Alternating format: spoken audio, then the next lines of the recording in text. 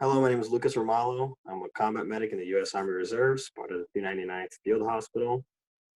At the moment, I am in Manhattan, working out at the Javits Center, part of Operation Gotham, as a response to the COVID response here in New York.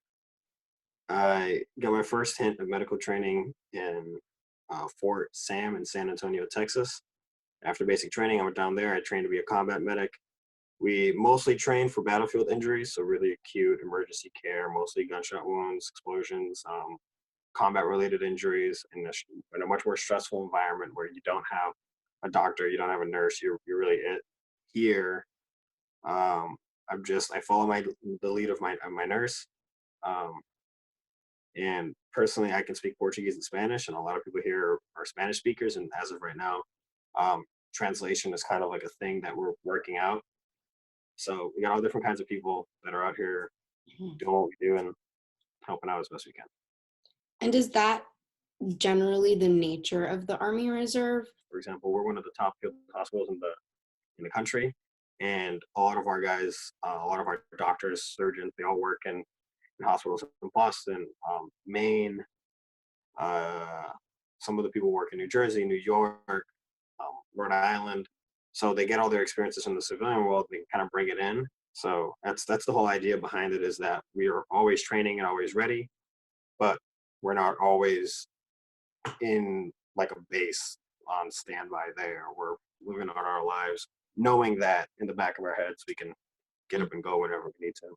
We go through something that's called the mobilization process, a pre-mob process.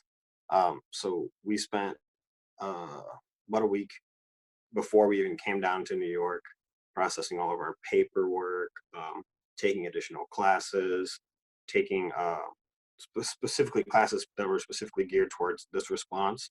So learning the new donning procedures, putting on our gowns, using our N95 masks, how many masks we use, how we're always going to keep our gloves on.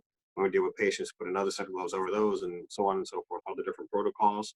Mhm. And we hear a lot about the shortages in ventilators and all of these other supplies and PPEs and whatever else.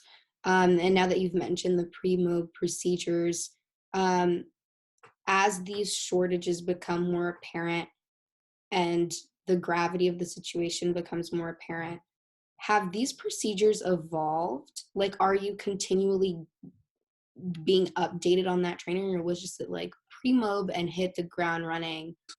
Um, for us personally, we kind of when we did our pre-mob, we trained on like a broader scale, knowing like what we would most likely have to do. So that way, when it came down to specifics, we can adjust however things were being executed. Luckily for us, is that we as Army reservists, we're different than National Guardsmen. So the National Guard works for the state, whereas the Army Reserves works for the federal government. Um, so our funding comes from directly from the U.S. Treasury and the Department of Defense. So we have a much, much, much bigger budget. So thankfully to that, we've had no issues with acquiring masks, acquiring gloves, gowns. We've had everything that we needed to have. And we're getting ready to integrate some of our soldiers into local hospitals to kind of help out there, to kind of bring some of what we can offer to them. We want local hospitals to be able to function to the best of their capacity, because we can't keep the Javits Center open forever. We can't keep soldiers here forever.